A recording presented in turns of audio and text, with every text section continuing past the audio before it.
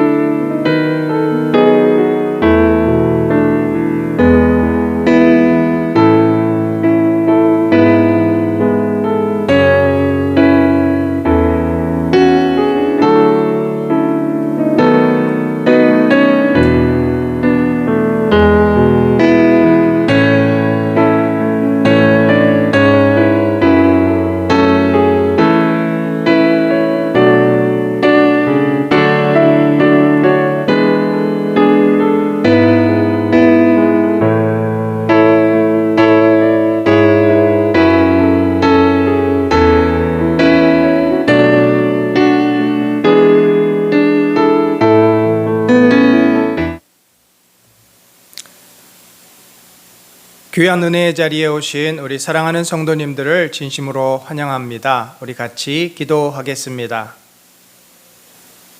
하나님 아버지, 주님의 크고 놀라운 은혜와 사랑을 감사드립니다. 오늘 참으로 비가 시원하게 내리고 이제 무더운 여름도 지나가는 이 8월 마지막 끝자락, 저희들 오늘 귀하고 복된 예배의 자리, 은혜의 자리에 모여 아버지의 말씀과 또 사랑 앞에 섰습니다. 하나님, 저희들이 참으로 하나님의 영광을 사모하는 거룩한 심령이 우리 안에 충만히 채워지기를 소망합니다. 우리의 마음을 흔들어 놓는 수많은 생각들, 또 세상의 지식들, 많은 염려와 근심들이 우리의 삶을 무겁게 어둡게 만듭니다. 그러나 하나님의 영광의 빛 앞에서 그 모든 어두움들이 거두어지고 새로운 소망과 생명의 빛을 비추게 하여 주옵소서. 오늘 귀한 수요 오전 예배가 되도록 주님 축복하여 주시기를 바랍니다. 예수 그리스도의 이름으로 기도합니다. 아멘. 우리 같이 주님이 주신 말씀을 마음에 새기고 뿐만 아니라 그 말씀대로 순종하며 살 수 있는 삶이 있는 성도들, 정말 그 믿음이 반석 위에 든든히 세워진 우리 자신들이 되기를 소망하는 마음으로 우리 찬송가 204장 주의 말씀 듣고서 같이 찬송합시다.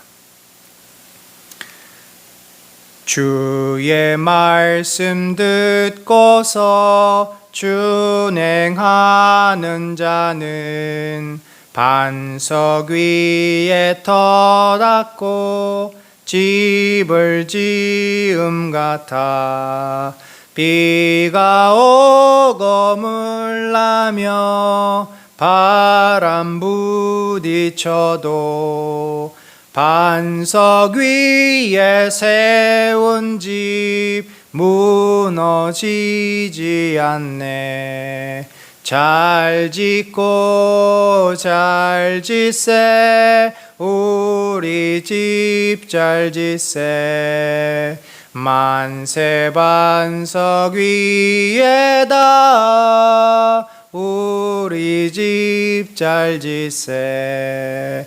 주의 말씀 듣고도 행치 않는 자는 모래 위에 터닫고 집을 지음 같아 비가 오고 물나며 바람 부딪힐 때 모래 위에 세운 집 크게 무너지네.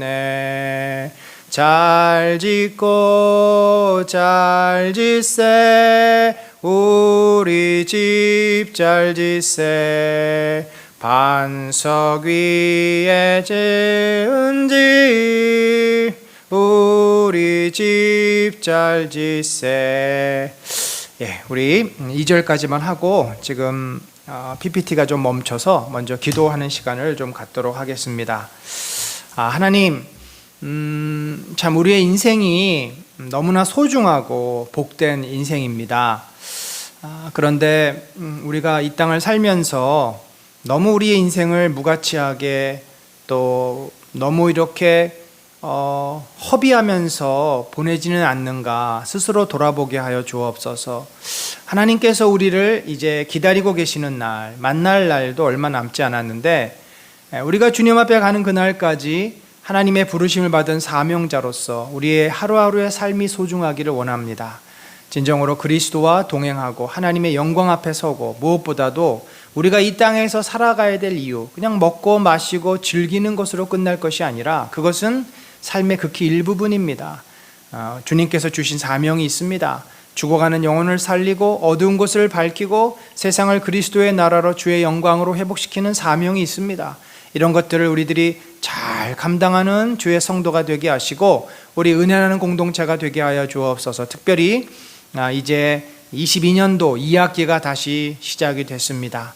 새로운 학기를 주님 기쁨으로 맞이하고 소망으로 맞이하고 믿음으로 맞이하고 주님께서 새로운 역사를 이루실 것을 기대하게 하여 주옵소서. 우리 같이 기도하겠습니다.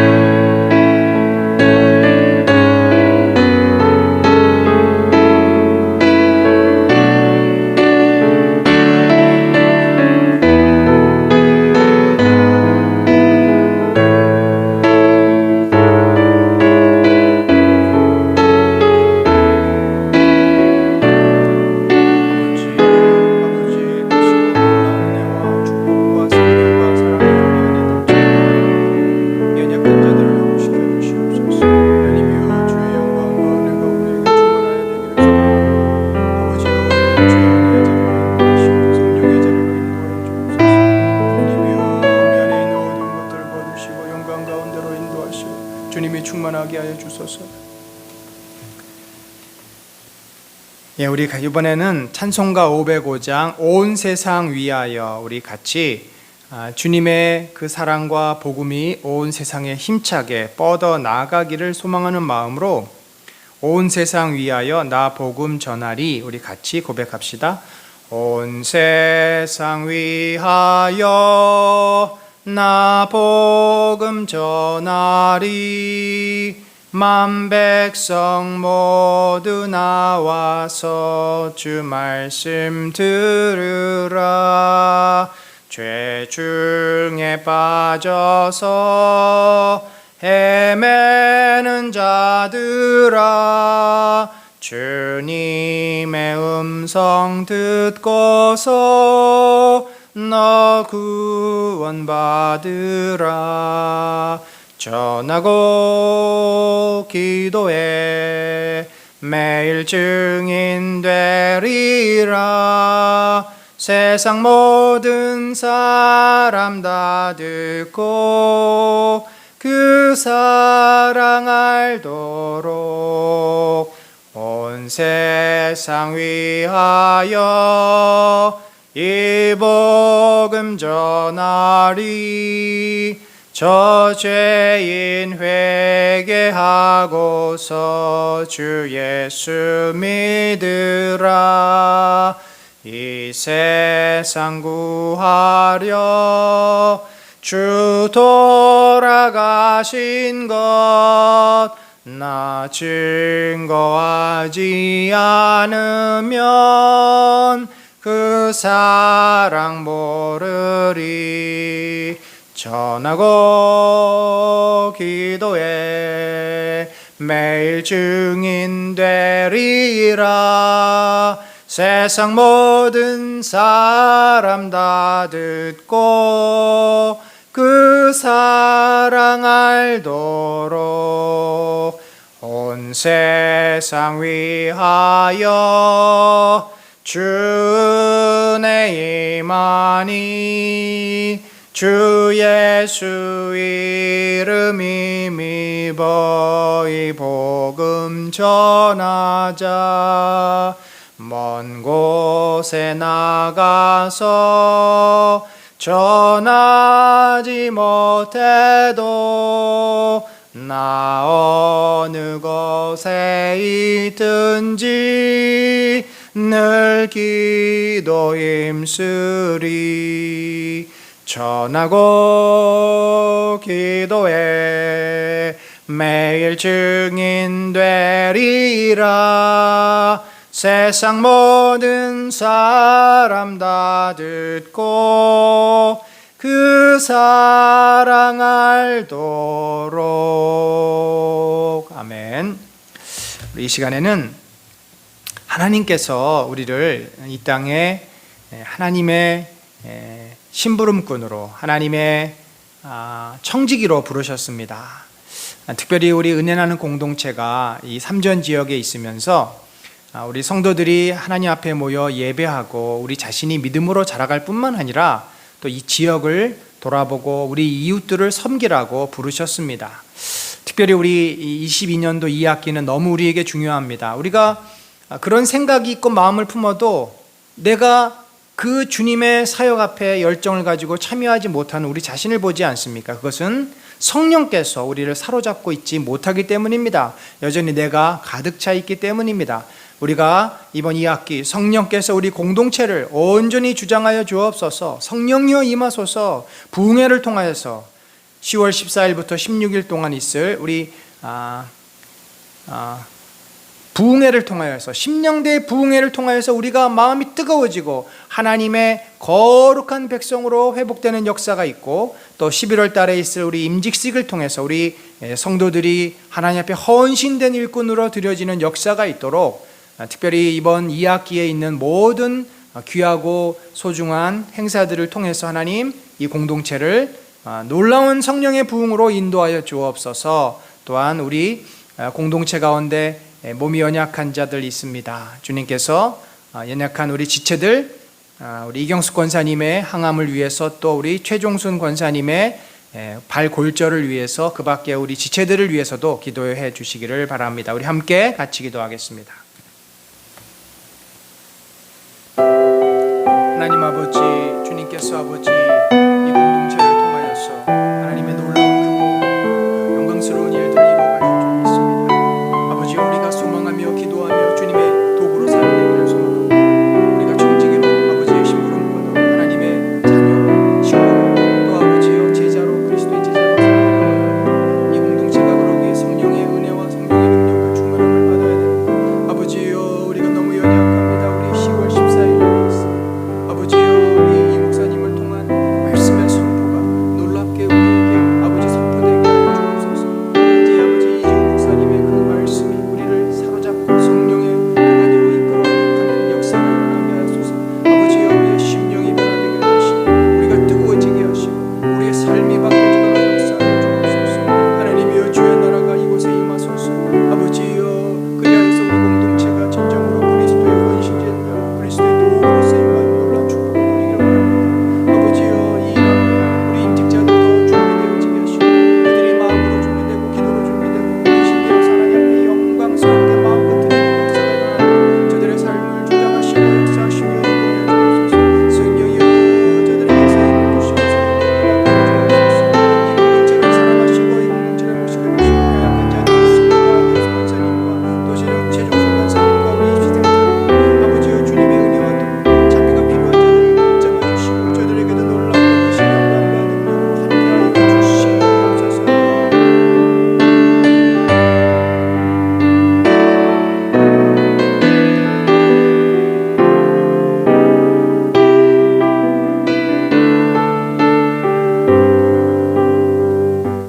하나님 아버지, 주님의 크고 놀라운 은혜를 감사드립니다.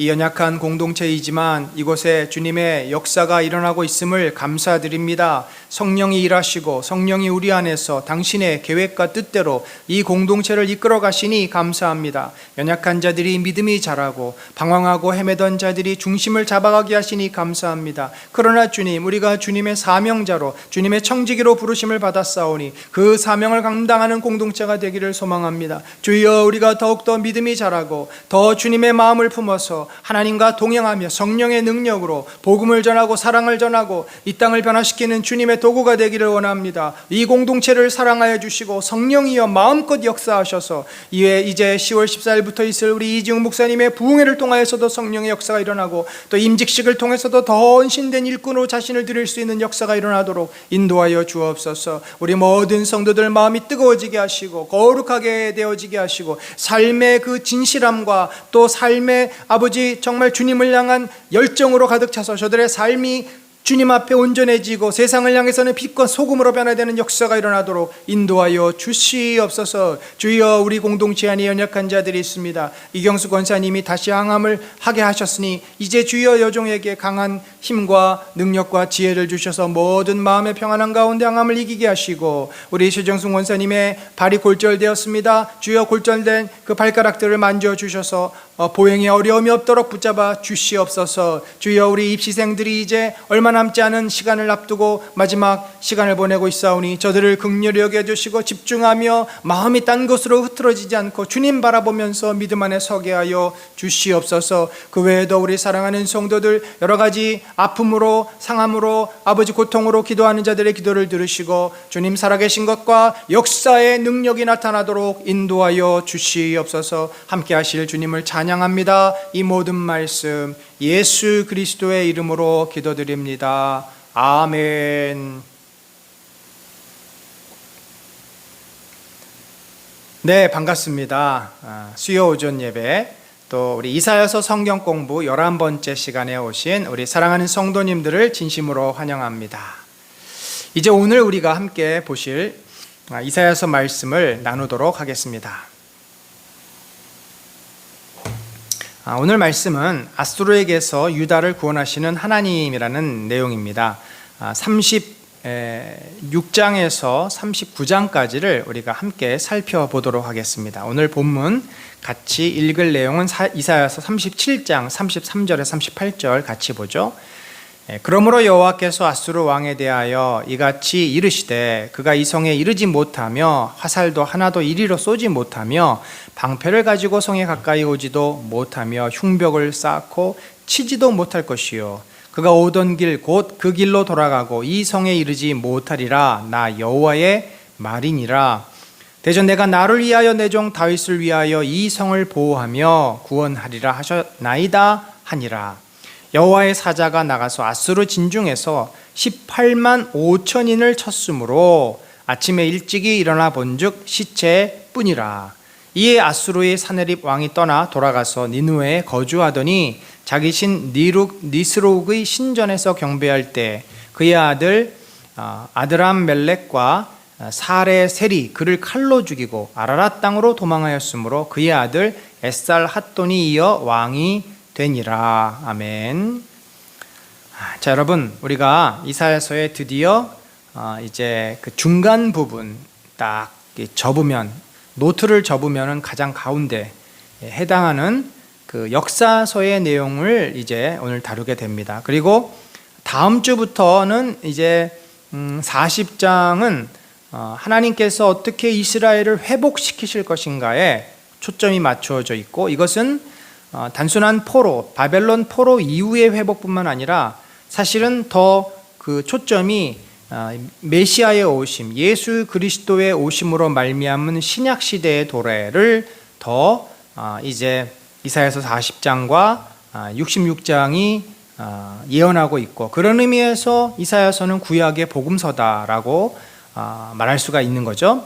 자, 오늘 우리들이 36장, 39장 히스기야의 이 아수르 침공으로부터 하나님께 기도함으로 구원받는 이 역사적인 장면, 사실 이 내용은 상당 부분 열왕기상 18장, 19장과 겹치는 그런 모습을 봅니다.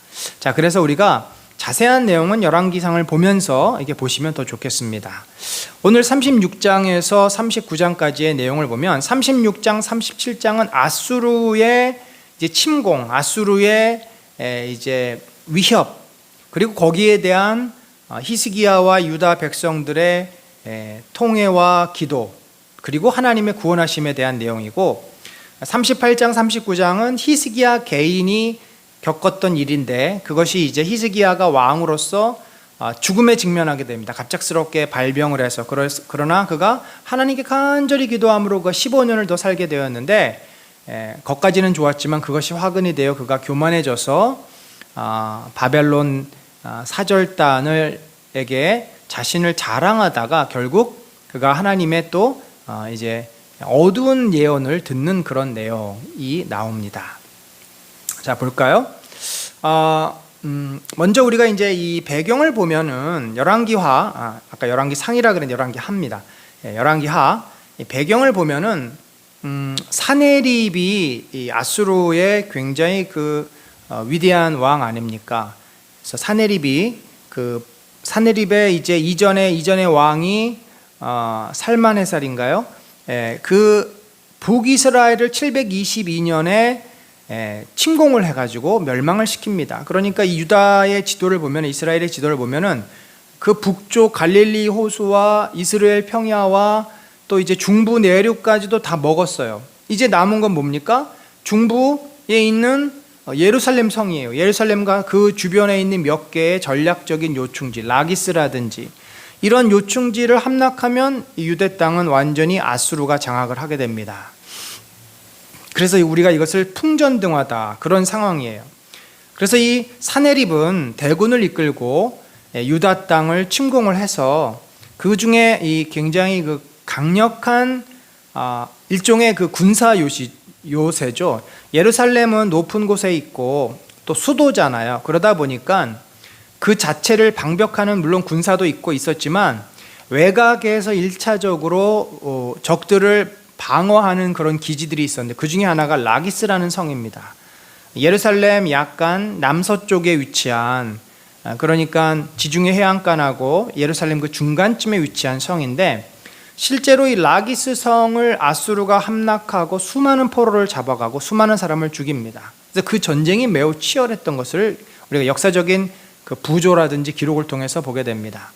그래서 그런 어떤 배경이에요. 지금 침공을 해서 라기스를 함락시키고 이제 그러고 있는데 어떤 소리가 있었냐면 애굽의 왕 구스죠. 애굽의 왕 디르하가가 아수르를 치기 위해서 올라오는데 역사적인 해석에 약간 의견이 있습니다. 이게 애굽이 이제 아수르를 막기 위해서 올라온 건지 아니면 유다의 요청에 따라서 동맹군으로서 올라온 건지 정확치 않습니다만 이제 그 서쪽 해안가 지역을 타고서 애굽이 올라옵니다. 라기스 주변의 그 평지에서 전쟁이 벌어져요. 이렇게 되자 사내립은 어떤 생각을 하냐면 야 이것 봐라 애굽이 올라오니까 이제 유다가 애굽을 믿고서 까불겠구나 우리를 더 대적하고 우리를 우습게 보겠구나 그런 어떤 염려가 생긴 거죠. 그래서 아예 유다의 그 마음을 무너뜨리기 위해서 심리전으로 자기의 부하 랍사게를 보내 그 유대 왕과 히스기야와 고관들과 또 백성들이 다 들을 수 있도록 그 당시에 통용됐던 이 히브리 사람들이 했던 말로 그들에게 사기를 저하하는 여호와를 경멸하고 유다 백성에게 항복을 요구하는 그러한 지금 상황에서 오늘 본문이 전개가 됩니다. 그래서 여기 이렇게 돼 있죠. 히스기야 왕 14년에 아수르 왕 사네립이 올라와서 유다의 모든 견고한 성을 쳐서 취하니라. 이 견고한 성 중에 하나가 라기스예요. 아수르 왕이 라기스로부터 랍사게를 예루살렘으로 보내되 대군을 거느리고 히스기야 왕에게로 가게 하매. 그래서 라기스가 뒤에 군대를 이끌고 와서 일단 말로써 항복을 권유하죠. 왜냐하면 최고의 승리는 싸우지 않고 승리하는 겁니다. 그래야 아군의 손실이 없죠. 그래서 말로써 이제 이스라엘 백성들의 사기를 떨어뜨리고 항복을 받아내려고 그렇게 이제 랍사게가 온 것입니다. 그러면서 하는 말이 참 가관입니다. 우리라도 이런 이야기를 들으면 속이 뒤집어지고 두 가지 반응이 나올 것 같아요. 하나는 절망을 하든지 아니면 너무 분하고 이제 뚜껑이 소위 열려가지고 앞뒤 물불 안 가리고 뭐 우리 수가 적던 어떻게 됐던 이제 싸우는 거죠. 죽음을 각오하고 싸우는 겁니다. 그런 두 가지 양상으로 나갈 것 같은데 어느 쪽이든지 아수르 입장에서는 유리합니다. 저들이 싸우러 나와도 그들의 군대를 이길 수 없고 또 절망하고 항복하면 더 좋고 그래서 어차피 이긴 싸움이지만 더 쉽게 이기려고 이제 랍사게를 미리 보낸 것입니다. 그럼 뭐라고 얘기를 하냐면 대왕 아수르 왕이 그냥 왕도 아니에요. Great King이에요. 대왕. 이같이 말씀하시기를 내가 믿는 바 그 믿는 것이 무엇이냐? 너희가 도대체 뭘 믿고 그렇게 까부니 어서 빨리 와서 항복해 라고 말하는 겁니다. 내가 좋게 싸울 계략과 용맹이 있노라 함은 입술에 붙은 말뿐이니라. 얼마나 자존심 상하고 참 무시하는 발언입니까? 네가 아무리 전략을 세우고 네가 아무리 무슨 용맹한 군인들이 있다 한들 그게 우리 아수르 대군 앞에서 씨알이나 먹히겠느냐? 뭐 좀 이게 엇비슷해야 좀 게임이 되지. 한마디로 초등학생하고 대학생이 권투 시합을 하는 것과 마찬가지다라고 지금 말을 하는 거죠. 누구를 믿고 나를 반역하느냐? 애굽을 믿는도다. 그것은 상한 갈대 지팡이와 같은 것이라. 너가 도대체 지금 누구를 지금 믿고서 이렇게 까부는 거야? 애굽을 믿는다고? 웃기지 마. 애굽은 이미 나라가 망한 그런 아주 약소국이 될 거야. 상한 갈대야. 그러니까 당시의 패권을 아수르가 먼저 잡았다가 나중에 바벨론이 잡죠. 애굽은 사실 뭐 나라가 무너지거나 없어진 것은 아니지만 왕조가 계속 바뀌면서 내분이죠. 그러니까 자체적으로 안정된 왕조가 발전이 못 되면서 나라가 국력이 키워지지 않습니다. 그래서 외부의 침입을 받기도 하고 근근히 유지가 되는 정도에 그러다가 나중에 로마에 의해서 다 애굽이 이제 침략을 당하고 점령을 받는 그런 일이 벌어집니다. 두 번째, 하나님도 의지하지 말라고 그럽니다. 혹시 내게 이르기를 우리는 우리 하나님 여호와를 신뢰하노라 하리라마는 그러니까 랍사게는 이미 다 꿰뚫고 있어요. 저들이 믿는 하나님, 여호와 하나님, 야훼 하나님이 저들을 믿고 그 야훼 하나님을 엄청나게 의지한다. 그런데 그는 그의 신당과 제단을 히스기야가 제하여 버리고 유다와 예루살렘에 명령하기를 너희는 이 제단 앞에서만 예배하라 하던 그 신이 아니냐 하셨느니라. 그러니까 이제 그 아수르 입장에서 볼 때는 다다익선인 겁니다. 신들이 많으면 좋은 거예요. 그런데 자기들이 볼 때 이 여호와의 신은 어떤 신이냐면 산당과 모든 제단을 다 없애라는 거예요. 아니 신들이 많으면 좋지. 그러니까 이 사람들은 어떻게 생각하냐면 일반 당시에 일반인들이죠. 아수르 신을 힘으로 생각하잖아요. 신이 많으면 힘이 더 큰 거예요. 그래서 강력한 신을 믿기를 원했고 강력한 신을 하나만 믿는 게 아니라 두 개, 세 개를 믿으면 더 좋아요. 근데 신을 믿는다 그러면 그 신에게 조공을 바치고 이 정성을 들여야 되니까 힘들잖아요. 그래서 강력한 신 하나만 붙잡고 물고 늘어지는데 온 나라에 여기저기 신당이 있어서 거기서 제사하고 신들을 모시면 그 나라를 다 지켜줄 텐데 아니 멍청하게 그걸 다 없애고 저 예루살렘에 있는 그 성전에서만 제사를 드리라고 하니 이 얼마나 어리석은 왕이냐라고 지금 생각을 하는 거죠. 그러니까 오늘날로 따지면 이런 걸까요? 오늘날은 우리가 이제 세상 사람들은 교회를 어떻게 생각합니까? 교회를 생각할 때 이런 표현이 있어요. 야, 너희 요즘, 그러니까 새로 이제 개척한 목사님을 향해서 친구가 그렇게 말을 하는 겁니다. 야, 너 요번에 개업한다며? 그래서 업이라고 생각을 하는 겁니다. 야, 너희 한 달에 수익이 어떻게 되냐? 헌금 얼마 거치냐를, 헌금이 얼마 모아지냐를 수익이 어떻게 되느냐? 그러니까 세상 사람들의 눈에 볼 때는 야, 저 목사 아주 그냥 실력 좋던데 아주 능력이 얼마나 수완이 좋은지 헌금을 얼마나 많이 걷어가지고 그걸 가지고 펀드도 하고 엄청나. 그러니까 그 사람들이 볼 때는 이 교회는 어떤 비즈니스 모델, 회사나 다를 바가 없는 거죠. 그러려면 회사에 하려면 뭐예요? 자금도 많이 가져올 수 있고 인맥도 튼튼하고 정부에도 줄을 대고 심지어 검찰, 경찰에도 아는 사람이 있고 그러면 기업하는 게 좋다. 그러니까 세상의 모든 힘을 다 가진 자가 이 세상에서 기업하기도 좋고 남들이 자기를 힘들게 하면 그거를 내리칠 수도 있고 그렇게 생각한다는 거죠. 그런데 우리는 그러지 않지 않습니까? 완전히 다른 완전히 다른 입장입니다. 그러면서 히스기야가 너희를 지금 현혹하고 있다. 그러니까 참 이게 말이 안 되는 이야기인데 말이 안 되는 이야기를 아수르 사람들은 말이 되게 하고 있어요. 오늘날 얼마나 많은 사람들이 말이 안 되는 이야기를 말이 되게 하고 있습니까? 그래서 그 사람들이 너무 강하게 주장하니까 저게 정말 진짠가? 그렇게 착각할 정도로 아니 하나님을 믿으라라고 하는 히스기야에게 미혹되지 말라는 거예요. 왜 그렇죠? 그 이유가 뭐예요? 그가 능히 너희를 건지지 못할 것이다. 여호와 하나님? 그가 무슨 힘이 있어? 그가 어떻게 우리를 이겨? 그러면서 이렇게 이야기합니다. 히스기야가 너희에게 여호와를 신뢰하게 하려는 것을 따르지 말라. 그가 말하기를 여호와께서 반드시 우리를 건지시리라. 이 성이 아수르 왕의 손에서 넘어가지 아니하리라 할지라도 히스기야의 말을 듣지 말라. 그런데 어떻게 됐습니까? 그 말대로 결국 되지 않았습니까? 또 아수르 왕이 이제 애굽을 의지하지 말라, 하나님을 의지하지, 여호와를 의지하지 말라 해놓고 그러면 뭐예요? 내게 항복하고 저항하지 않고 오는 자들에게 내가 상을 주겠다, 그들을 선대하겠다라고 회유를 합니다.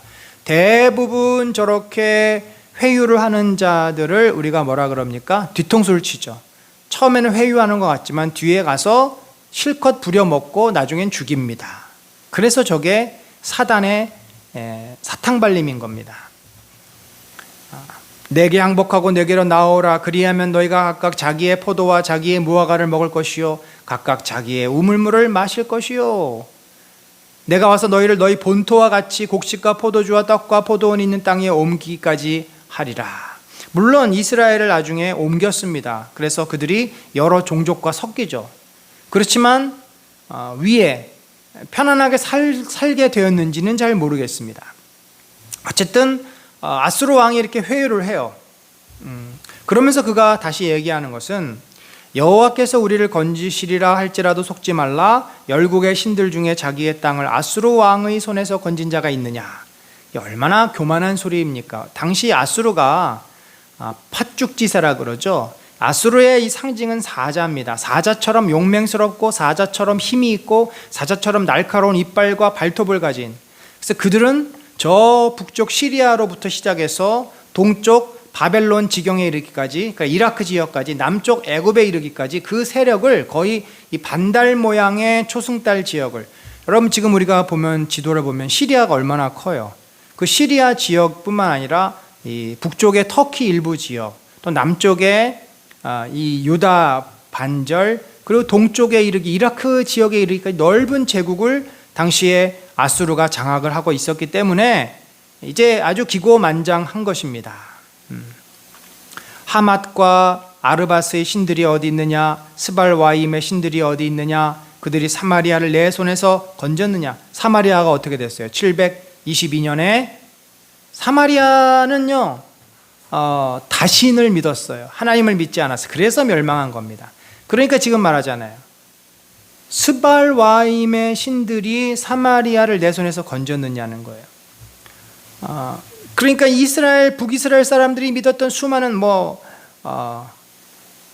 여러 신들을 믿었던 거죠. 여러 종족의 신들을 믿었던 겁니다. 그 신들이 아수르 왕이 믿었던 신 니므록을 이기지 못한 겁니다. 내가 믿는 신, 그들은 내가 곧 신의 아들이라 그래요. 이 아수르 대왕은 이 신의 아들인 나를 그 모든 신들이 다 이기지 못했다. 그들 정복했으니까. 그러니 이게 이제 논리적인 결론이 아니라 심정적인 결론인데, 그동안 나에게 모든 신들이 정복됐으니까 너희가 믿는 여호와도 정복될 것이요 곧 너희도 나에게 정복될 것이다. 여호와가 능히 예루살렘은 내 손에서 건지겠느냐. 그러니까 이전까지 자기 마음대로 됐으니까 앞으로도 될 것이다. 굉장한 착각이죠. 여기에 대해서 히스기야는 지혜롭게 대처를 합니다. 뭐 거기에 대해서 무슨 말을 하겠어요. 말도 안 되는 소리 하지 마라. 그러면 또 말싸움이 될 거고, 그렇게 하겠습니다 라고 하겠어요? 어떻게 하겠어요? 그래서 아무 말을 대꾸하지 않도록 그들이 잠잠하여 한 말도 대답하지 아니했다. 그리고는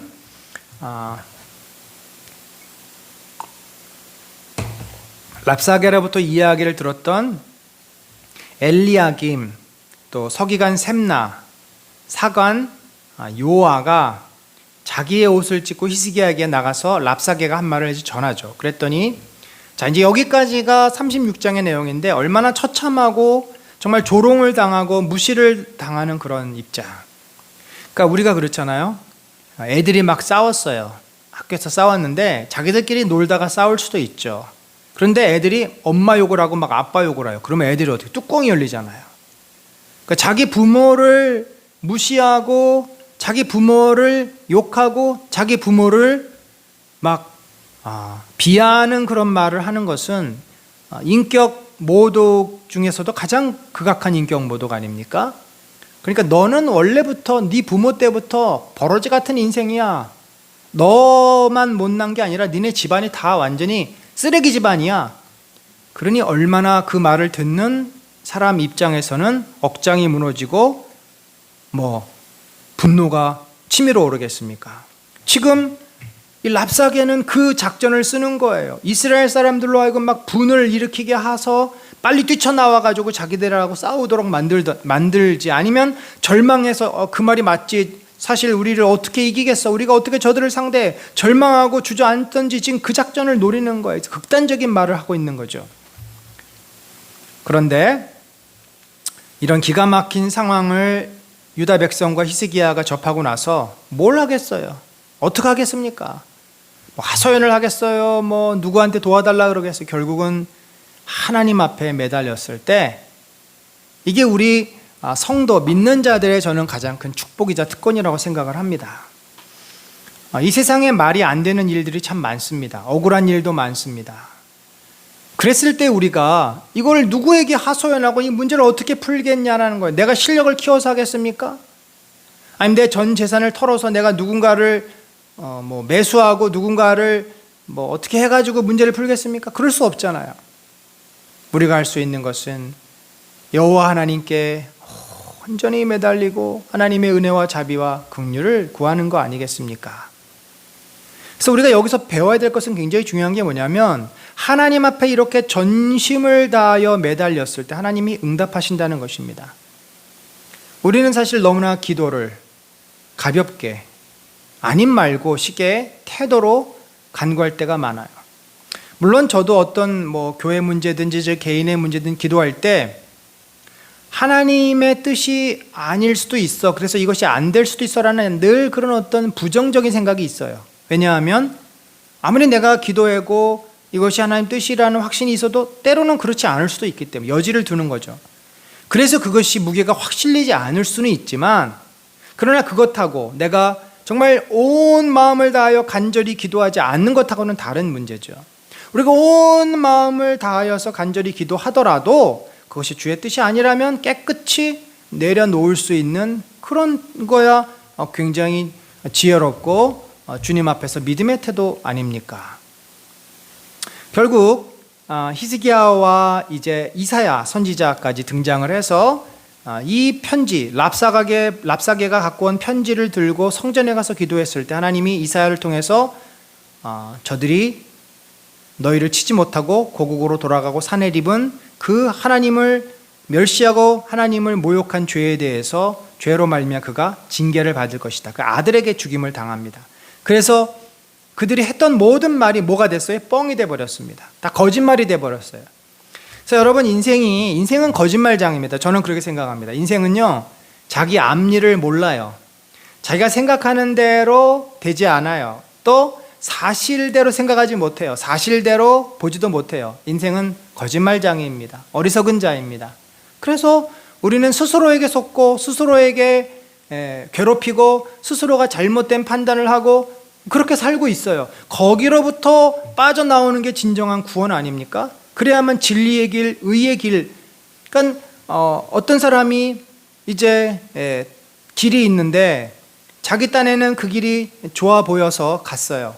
아주 시골길이고 이제 좋은데, 근데 결국은 가도 그 길은 평탄치가 않은 겁니다. 계속 돌이 나오고 풍경은 좋은데 막 중간에만 물도 있고 옷도 다 젖고, 한쪽은 돌길이지만 돌길이에요.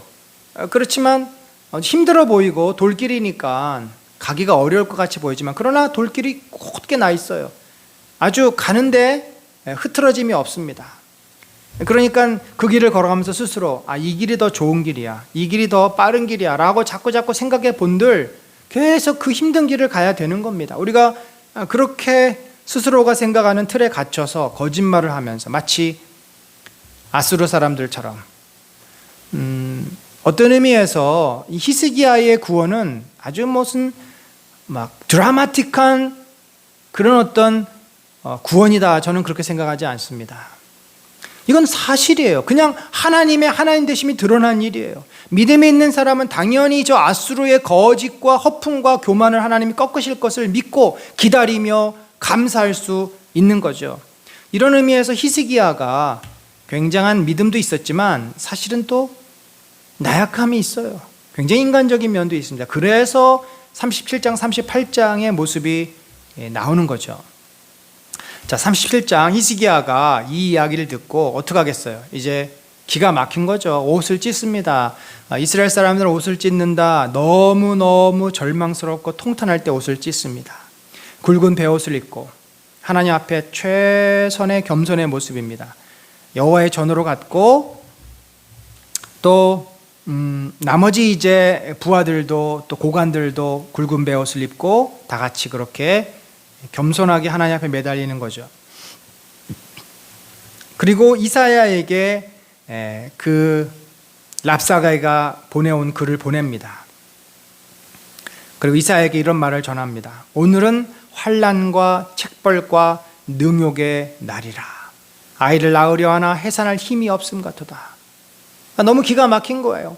저들이 지금 안방까지 들어와 가지고 우리를 능욕하고 모욕하는데 저들을 쫓아내고 싶지만 힘이 없는 거예요. 그래서 내가 하고 싶어도 할 수 없는 이 상황, 기가 막힌 상황이라는 것입니다. 그러자 이사야가 그들에게 하나님께서 주시는 말씀을 선포합니다. 두려워하지 말라. 보라, 내가 영을 그의 속에 두리니 그가 소문을 듣고 그의 고국으로 돌아갈 것이며 고국에서 칼에 죽게 하리라. 결국 그가 어떤 소문이 들려왔는지 모르지만 일종의 그 고국 아수르에 반란이 일어났다는 소문, 또 북쪽의 나라들이 아수르를 쳤다는 소문, 여러 정보들이 있었겠죠. 그러한 것들로 말미암아 그가 결국은 고국으로 이쪽에서의 정복 전쟁을 완수하지 못하고 돌아갈 뿐만 아니라 돌아가서 아들들에게 암살을 당하는 압살롬이 그러한 현실을 또 그도 직면하게 될 것이다. 그러자 이제 사내립이 한 번 보냈는데, 랍사게를 보냈는데 쉽게 말을 안 했잖아요. 그러자 이제 그 애굽왕 디르하가가 다시 올라오니까 조급해져 가지고 또 보냅니다. 하나님이 예루살렘이 아수르 왕의 손에 넘어가지 아니하리라 하는 말에 속지 말라. 아수르 왕들이 모든 나라를 어떻게 멸절시켰는지 내가 들었느니라. 내가 구원을 받겠느냐? 나의 조상들이 멸하신 열방 고산과 하란과 레셉을 그 나라들의 신들이 건졌느냐? 그래서 이미 아수르 대국이 이제 전쟁을 통해서 정복을 해왔던 모든 나라들을 지금 열거하면서 아수르가 가장 위대한 나라고 아수르의 그 힘 앞에 당할 자가 없다. 너희도 빨리 항복하라 라고 거듭 이제 권면을 하고 있고 협박을 하는 거죠. 그러자 다시 또 히스기야가 어떻게 했어요? 사자들의 손에서 받은 것을 받아보고 여호와의 전에 올라가서 그거를 여호와 앞에 펴놓고 이제 편지를 펴놓는 겁니다. 여호와께 기도하여 이르되, 그러면서 히스기야가 이제 하소연을 하고 하나님께 매달리는 거죠. 그룹 사이에 계신 이스라엘 하나님 만군의 여호와여, 주는 천하 만국의 유일하신 하나님이시라. 자, 이 표현이 단순한 표현이 아니죠. 아수르 왕은 천하의 모든 신들이 많고 그 많은 신들을 가진 자가 가장 능력 있는 자다라고 얘기를 해요. 그리고 자기가 믿는 니므룩이 가장 큰 신이다라고 생각을 합니다. 그러나 히스기야의 고백은 뭡니까? 주는 여호와 야훼 하나님은 천하 만국의 유일하신 하나님, 천하 만국의 유일하신 신이에요. 신이라는 존재. 나머지는 다 뭐예요? 우상, 인간이 만들어 놓은 개념, 그냥 인간의 종교성을 위해서 만들어 놓은 허상에 불과한 거고, 실제 인간을 모든 것을 주관하고 창조하고 심판할 수 있는 능력과 그런 힘을 가진 존재는 여호와 하나님 당신 한 분밖에 없습니다. 이건 너무나 정확한 신앙의 고백이고, 이 믿음이 없이는 우리가 제대로 된 신앙생활을 할 수가 없습니다. 주께서 천지를 만드셨나이다. 그렇잖아요. 천지를 만드신 그가 참된 신인데 그가 바로 야훼 하나님인 거죠. 여호와여, 귀를 기울여 들으시옵소서, 눈을 뜨고 보시옵소서. 주님, 이 기가 막힌 편지를 제가 받았습니다. 이 랍사게와 사네립의 저 말도 안 되는 이 황망한 이 소리들, 당신을 모욕하는 이 소리를 보십시오, 들으시옵소서라고 하나님께 이제 하소연을 하는 거죠. 사네립이 사람을 보내어 살아계시는 하나님을 회방한 모든 말을 들으시옵소서. 하나님, 당신을 회방하고 있습니다. 아수르 왕들이 과연 열국과 그들의 땅을 황폐하게 하였고 그들의 신들을 불에 던졌사오나, 여기서 이제 히스기야의 고백이 나옵니다. 그들은 신이 아니라 사람의 손으로 만든 것일 뿐이요 나무와 돌이라. 그러므로 멸망을 당하였나이다. 하나님, 제가 볼 때 여러 나라들이 믿었던 신들은 그저 돌과 나무일 뿐입니다. 막대기일 뿐입니다. 개념일 뿐입니다. 그들이 아수르를 이기지 못합니다. 아수르도 결국은 한 인간의 나라 아닙니까? 우리 하나님 여호와여, 이제 우리를 그의 손에서 구원하사 천하 만국이 주만이 여호와이신 줄 알게 하옵소서. 여러분, 우리가 하나님의 능력과 하나님의 크심을 기도하고 구할 때는 분명한 목적이 있어야 됩니다. 바로 그것이 뭐냐면 하나님의 영광이 드러나야만 합니다. 내 자신의 영광을 교묘하게 위해서 하나님의 이름을 사용하면 안 돼요. 대표적인 게 뭐예요?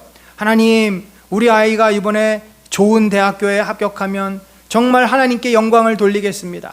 당신의 이름으로 이 아이가 합격했다고 사람들에게 말함으로써 당신이 영광을 받게 하겠습니다. 여러분, 언뜻 봐서는 우리 아이가 스카이에 합격을 했는데 기도로 합격을 했다, 하나님이 보내주셨다. 그러면 기도했는데 들어가지 못한 믿음의 사람들은 뭐가 됩니까? 사실은 이것이야말로 하나님의 영광을 빙자해서 내가 영광 받으려고 하는 그 아주 얄팍한 수죠. 그런 거를 위해서 하나님이 역사하시지는 않습니다. 진정으로 오히려 이렇게 되죠. 내가 대학에 떨어졌지만, 내가 원하는 사업 아이템이 실패했지만 하나님께서 나를 이렇게 어려움 가운데서 건져주셨고 보호하셨고 나로 하여금 다시 일어서게 하셨습니다 라고 사람들에게 당당하게 선포할 때, 그렇잖아요. 사람들은 좋은 결과가 없으면 절망합니다. 숨습니다. 감춥니다. 그러나 자기의 절망과 실패를 오히려 드러내고 그것을 내가 하나님의 은혜로 이길 수 있었다, 하나님 나에게 새 소망을 주셨다고 말하는 것이 하나님의 영광을 드러내는 것이고, 그런 태도를 가진 자에게는 주님이 정말 이 땅에서도 영광 받을 만한 일을 허락하시죠. 그러면 그것이 나에게 돌아가는 것이 아니라 진짜 하나님께로 돌아갈 수 있게 됩니다. 히스기야가 지금 자신의 영광을 구하지 않습니다. 하나님, 당신의 이름이 너무나 무참하게 짓밟히고 있습니다. 당신이 어떤 분이십니까? 저 애굽에서 우리 조상 이스라엘을 구원해내신 분 아니십니까? 그때 모든 열국이 하나님이 참으로 살아계신 하나님이심을 알게 되고 그들이 두려워하였나이다. 그러나 이제 이 백성이 하나님을 믿지 못하고 하나님의 이름을 제대로 부르지 못해서 사람들은 당신을 한낱 돌과 나무떼기에 불과하다고 생각을 합니다. 하나님, 당신은 그런 분이 아니시지 않습니까? 당신이 어떠한 분이신지를 보여주시옵소서라고 기도하는 거죠. 정말 공감이 되고 마음이 굉장히 가는 기도입니다. 여러분, 우리가 그런 기도 드렸으면 좋겠습니다. 우리가 그런 기도 드리십시다. 하나님, 정말 저의 이 보잘것없는 삶을 통해서 당신의 살아계심과 복음의 능력임이 드러나기를 소망합니다. 저의 이 삶과 기도와 저의 헌신을 통해서 우리 가족이 변화되고 교회가 변화되고 세상이 변화됨으로 하나님이 이 시대에 살아계신 하나님이심을 세상이 알게 하여 주옵소서. 여러분, 그런 뜨거운 마음, 하나님을 위한, 이게 하나님의 영광을 위해서 사는 태도입니다. 이런 마음을 가진 자를 하나님이 어떻게 가볍게 여기시겠습니까? 어떻게 이런 자를 하나님께서 가만히 내두시겠습니까? 하나님께서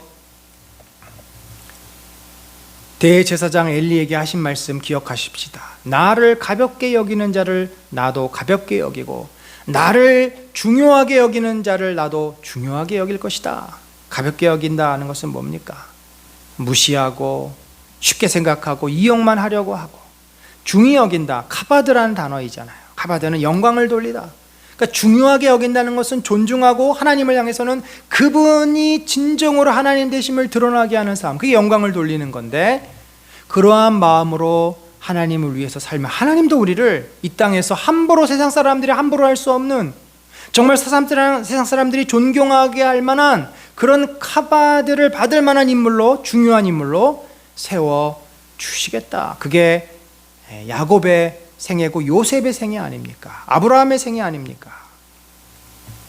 이런 기도를 드렸을 때 하나님께서 이제 움직이십니다. 먼저 사내립을 향해서 심판을 선포하십니다. 사내립이 얼마나 기고만장했습니까? 자, 이렇게 기록을 합니다. 내가 감히 누구를 모욕하고 멸시하였느냐? 모욕하고 멸시할 자가 따로 있죠. 하나님을 어떻게 모욕하고 멸시합니까? 내가 누구의 큰 소리를 쳤느냐? 아니, 인생 주제, 먼지 같은 주제, 창조주 하나님을 어떻게 무시하고 큰 소리를 칩니까? 이스라엘의 거룩하신 분께 내가 감히 너의 눈을 부릅떴느냐? 정말 한줌거리도 안 되는 연약한 강아지가 지금 호랑이 앞에서 까부는 격이죠. 사내리바, 그런 일은 이미 아득한 옛날부터 이미 내가 계획한 것들이다. 이제 내가 그것을 이루었을 뿐이다. 이게 무슨 말이냐면, 사내립과 그의 선조들을 곧 아수르를 통해서 고대 근동을 제패했던 일, 이 일은 하나님께서 오래전부터 계획, 인간의 역사를 인도해 나가시는 그 섭리와 계획 속의 한 부분에 불과하다는 겁니다. 그러니까 그들은 무대 뒤에 연출자와 또 시나리오 작곡가에 의해서 이미 다 짜져진 각본에 따라 움직이는 배우에 불과한 겁니다. 물론 그들은 스스로 자기의 의지와 자기의 힘으로 산다고 착각을 하죠. 그게 인간의 어리석음입니다. 창조주 하나님을 인정하지 않고 모르기 때문에 스스로 그렇게 생각을 해요. 그래서 사람들은 진화론을 얘기하고 내가 신이다고 떠버리지만 그게 바로 사내리과 같은 모습 아닙니까? 하나님께서는 이미 역사 속에서 아수르를 세우실 거고, 그런데 아수르가 세워지면 어떻게 교만해져서 결국 아수르도 바벨론에 의해서 망하게 하고, 바벨론이 또 세워지니까 교만해져요. 그러니까 바벨론이 이제는 고레스에 의해서 또 멸망하게 하고, 인간의 역사가 지금 반복이 됩니다. 이 죄인들은 어쩔 수가 없어요. 조금 띄워주면 금세 또 너무 올라가서 떨어지고, 다시 또 다음 자를 조금 세워주면 또 금세 높게 올라가가지고 또 스스로 떨어지고, 이런 역사가 반복이 되는 거죠. 그래서 내가 견고한 요새들을 돌무더기로 만들고 여러 민족을 공포에 질리게 하고 부끄럽게 하였다.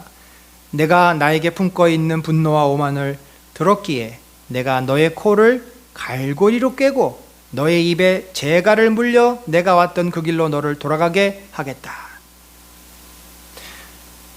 여러분, 이들은 침공을 하면서 공포에 질리게 사람들을 다 쳐 죽이고 마을을 불태우고 모든 것을 약탈하면서 싹쓸이를 합니다. 그리고 노예를 잡아서 어떻게 했어요? 입에 재갈을 물리고 코에 괄고리를 꿰고 귀에다가 귀를 뚫고 목에다가 목줄을 매서 마치 짐승을 끌고 가듯이 그렇게 끌고 갔습니다. 그렇듯이 그럴 정도로 너를 비참하게 만들 것이다. 또한 유다 백성을 향해서 하나님 이런 말씀을 주십니다. 왕이여, 이것이 왕에게 징조가 되리라. 그래서 올해는 스스로 난 건 먹고, 둘째에도 거기서 난 건 먹고, 셋째에는 심고 거두며 포도나무를 심고 그 열매를 먹을 것이다. 그러니까 올해와 내년에는 제대로 이 경작을 못하는 거예요. 그냥 자연이 나온 것을 먹는데 3년 후부터는 평화가 다시 도래해서 경작을 하게 되고, 그래서 풍성한 수확을 얻게 될 것임을, 다시 모든 삶이 정상으로 돌아가게 될 것임을 말씀해 주는 겁니다. 그래서 유다 족속 중에 피하여 남은 자, 전쟁의 고통에서부터 피하여 남은 자는 다시 아래로 뿌리를 받고 위로 열매를 맺으리라. 그들이 다시 안정된 삶을 살게 될 것이다. 자, 이 모든 것을 만군의 여호와의 열심히 이를 이루시리라 약속을 합니다. 또한 사내림은 어떻게 돼요? 그가 오던 길로 돌아가고 예루살렘 성에 이르지 못할 것이다. 또 여호와의 사자가 나가서 아수르 진중에 18만 5천 일을 쳤으므로 아침에 일어나 보니까 모든 시체가, 그래서 이것이 밤사이에 일어난 일인데 두 가지로 해석할 수 있습니다. 하나는 정말 천사가 와서 마치 어둠의 그림자가 하룻밤 사이에 애굽의 모든 초태생들을 다 죽였듯이 그렇게 역사하셨을 수도 있고, 아니면 이 천사가 자연재해를 일으키는 거죠. 예를 들면 급성 전염병을 퍼뜨려서 호흡기 질환도 그렇고 급성 전염병을 퍼뜨리면 하룻밤이라도 이 18만 5천 명이 몰려 있습니다. 근데 아마도 제가 볼 때 이 후자가 더 맞지 않는가. 왜냐하면 하나님의 사자가 그런 것을 통해서 역사하실 때가 많거든요. 이 몰려있는 캠프 몇십만이 몰려있기 때문에 거기에서 진중에서 전염병이 퍼지면 삽시간에 퍼지는 거예요. 왜냐하면 사람들이 옆에서 금세 이게 기침 한번 하면 금방 나가고 그 당시에는 뭐 다다다닥 붙어 있으니까요. 좁은 지역에 굉장히 많은 인구가 붙어 있기 때문에 어떤 그런 일로 인해서 하룻밤 사이에 어떻게 됐어요? 이 군대가 거의 절반으로 확 줄어버리니까 사내립이 더 이상 이 침공 전쟁을 할 수 없었고, 그가 서둘러서 이제 돌아갑니다. 그래 돌아갔는데 거기서 니스록의 신전에서 경배할 때 자기가 가장 믿었던 신 아니에요. 근데 신이 그를 지켜줬습니까? 또 자기가 가장 믿었던 아들들 아니에요. 아들람벨렉과 사레셀 아들들. 그러니까 사내립은 철저하게 거짓과 착각 속에 살다가 비참하게 최후를 맞이하는 겁니다. 여러분, 이게 뭐냐면 오늘의 세상 사람은 돈을 믿잖아요. 돈을 신으로 여기잖아요. 마치 이것은 자기의 신 니룩스 신전에서 경배할 때 이 얘기는 자기가 가장 아끼는 금고 앞에서, 금고에 지금 뭐 몇백억이 있어요. 또 뭐 금괴가 있어요. 그 앞에서 쓰러지는데 어떻게 쓰러졌냐? 자식들이 자기를 이제 저주하고 그런 소리를 계속 듣다가 뭐 심장마비가 왔다든지 뭐 이럴 수 있는 거예요. 그런 의미에서 자식들은 부모를 봅니까? 그 돈만 보는 거지. 그 뒤에 있는 돈만 보는 거지 아버지를 절대 보지 않습니다. 이런 그 과거의 삶이나 오늘날의 삶이나 다를 바가 하나도 없어요. 그런 면에서 성경은 인간의 역사를 기록하지만 인간의 반복되는 모든 삶의 양상을 그대로 보여주고 있다. 자, 여기까지가 36, 37장이 히스기야가 절망과 위기 앞에 놓였을 때 하나님한테 간절히 기도함으로 그가 구원을 받는 내용이고, 자, 히스기야도 참 믿음이 좋은 사람입니다만은 성숙하지는 못했습니다. 믿음이 좋은 것과 성숙한 건 다른 차원입니다. 믿음이 좋아도 성숙하지 못한 사람은 자꾸 실수를 해요. 믿음이 자라면서 함께 인격도 자라고 하나님과의 신뢰관계가 깊어지면 성숙을 하게 되죠. 그러나 히스기야는 아직 믿음은 깊었지만 그가 인격적으로나 영적으로 성숙하지 못했기 때문에 실수를 하는데, 그 중에 가장 쉬운 실수가 뭐냐면 교만의 죄입니다. 그가 병에 걸려서 이제 죽게 되었다라는 히스기야의 이야기를 듣습니다. 내가 죽고 살지 못하리라. 그랬더니 히스기야가 그냥 눈물 콧물 뒤범벅이 돼가지고 벽을 향하여서 하나님 뭐라 그래요? 내가 주 앞에서 진실과 전심으로 행하며 주의 목전에서 선하게 행한 것을 기억하옵소서 하고 심히 통곡하니, 하나님 저한테 어떻게 이러실 수 있습니까? 제가 이 애굽을 의지하지도 않고 아수르의 그 위협에도 제가 굴하지 않고 당신을 의지하며 이 나라를 지켰는데 어떻게 저한테 이러실 수 있습니까? 히스기야가 젊은데 자기의 생을 마감하려니 얼마나 좀 억울하고 속상하고 화가 났겠습니까? 하나님 앞에 더 매달리는 거죠. 근데 우리가 결론적으로 봤을 때 히스기야가 15년을 더 살았다고 해서 그가 더 행복하고 더 그 인생이 복됐다라고 보기도 어렵습니다. 그러니까 우리 어떻게 보면 하나님께서 이끌어 가시는 대로 자연히 우리가 따라가는 것이 가장 복된 인생이지, 자꾸 내 의지로 뭔가를 바꾸려고 하고 내 눈에 보기에 좋은 대로 만들어 가려고 했을 때 하나님은 그것을 허용하세요. 우리가 착각하면 안 됩니다. 하나님이 다 허락해 주시는 것 같으니까 이게 하나님 뜻이구나. 아닙니다. 그럴 경우보다는 내가 A라는 길이 원래 하나님이 선택하신 길인데 내가 A보다 B를 가기를 더 원해요. 너무나 간절히 바라요. 그럼 하나님이 B를 가게 하십니다. 대신 A로 갔을 때 누리는 축복과 모든 것들은 다 놓치는 거죠. B로 가면서 고생하고 어려움 겪게 되고 그걸 다 겪게 하시는 거예요. 더 늦어지고. 그럼에도 하나님은 허용을 하세요. 왜냐하면 우리의 자유의지를 꺾지 않으십니다. 그런데 만약에 B로 가는 길이 절망으로 가는 길이고 실패로 가는 길이고 멸망으로 가는 길이면 막으시죠. 왜냐하면 내 자식이니까. 그런 의미에서 히스기야가 15년을 더 산 것이, 그가 이렇게 기도했으면 어떻을까? 하나님, 정말 제가 당신의 부르심 앞에 가야 합니까? 당신 앞에 가는 것도 참 좋습니다. 당신을 만나기를 소망합니다. 그러나 아직 제가 이 땅에 할 일도 많이 있는데 제가 좀 더 주님을 위해서 이 땅의 일을 하다 가면 안 됩니까? 정말 당신의 뜻이라면 제가 순종하겠습니다 라고 그가 기도했다라면 훨씬 그가 더 좋지 않았을까? 설사 15년을 살게 되더라도 그가 더 겸손하게 하나님의 뜻을 구하면서 살았을 텐데, 그는 그저 살고 죽는 것에만 관심이 있었고, 그가 죽었다가 살아나니까 너무나 기분이 좋은 거예요. 와, 하나님이 나를 이렇게 살려주셨구나. 이제 세상을 다 얻은 것 같죠? 그래서 어떻게 했습니까? 15년을 더 살게 하면서 어떤 징조를 보여줬냐면, 그가 그러니까 믿음이 없다라는 거예요. 여러분, 우리가 이런 데서 분명히 보는데 히스기야가 천국을 소망하고 하나님을 갈망한 만큼의 믿음은 없었습니다. 해 그림자를 15도 뒤로 10도 물러가게 하리라. 그러니까 시간이 앞으로 가는 건 쉬워도 시간이 거꾸로 가는 건 어렵잖아요. 그 징조를 보여주신 것입니다. 그래서 이제 히스기야를 낫게 하셨는데, 오늘 본문에 38장 21절 22절에 좀 이상한 부분이 있어요.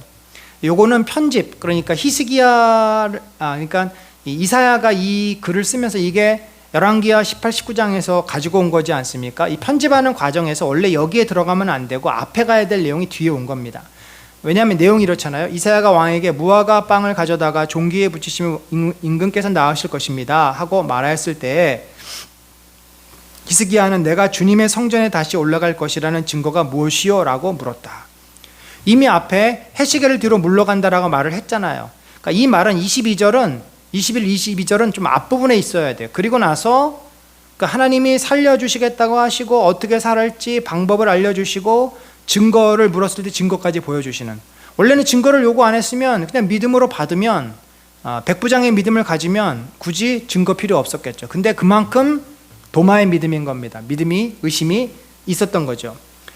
그러자 이제 그 치유함을 받고 그가 한뻑 교만해져서 바벨론 사절단이 오니까 뭘 했어요? 자랑하고 싶은 겁니다.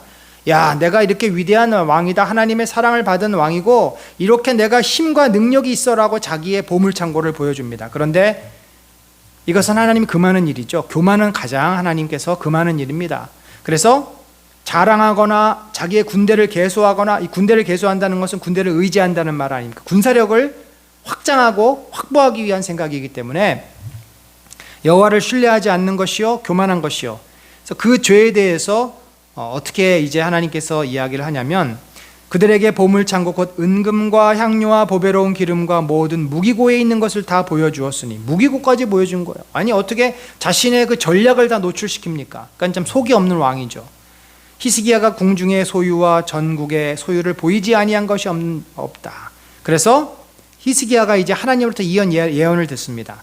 모든 소유와 내 조상들이 오늘까지 쌓아둔 것이 모두 바벨론으로 옮김바되고 남을 것이 없으리라. 그래서 실제로 성전에 있는 주발 그릇까지 다 바벨론 사람들이 가져갑니다. 나중에 갖고 돌아오긴 하지만 상당 부분이 다 유실되고 없어지고 그렇게 되죠. 그러니까 이 히스기야가 자랑 한번 잘못해가지고 성전에 있는 모든 것이 다 없어져 버리는 그런 이제 징계를 받게 됩니다. 그리고 또 내게서 태어날 자손 중에서 몇이 사로잡혀 바벨론 왕궁의 환관이 되리라 하셨나이다. 그래서 후에 다니엘 때까지도 그렇고 계속해서 이 유다가 그 땅에 남아서 80년이 지나서 포로에서 돌아왔지만 다 돌아온 게 아니에요. 그 후손들이 남아서 거기에서 살면서 그 고관도 되고, 다니엘도 그런 경우고 에스라도 그런 경우고, 그렇게 될 것임을 또 예언까지 하신 것입니다.